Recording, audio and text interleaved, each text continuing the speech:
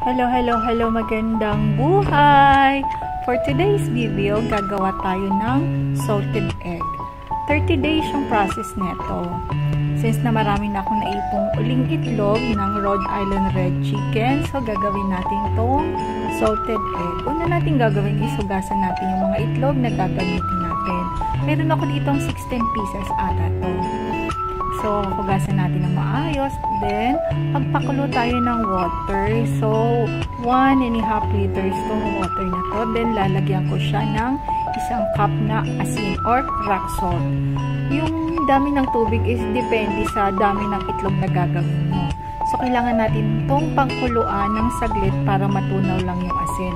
Then, papalamigin natin siya at least 4 hours para hindi na mainit pag nilagay natin sa ating mga egg. So, kailangan natin ng malaking jar or depende kung anong meron sa inyo, basta glass para hindi mag-react yung salt na ilalagay natin kasi medyo matagal natin itong ibababad 1 month. So, yan. Lagay na natin ating pinalamig na salt water. After that, isi-seal natin to. Lagyan natin ng plastic at saka lagyan natin ng date para alam natin kung kailan natin siya pwedeng i-harvest. So, today is January 16. So, February 16, pwede na natin tong i-harvest. So, after 1 month, part 1 muna to. Balikan natin to after 1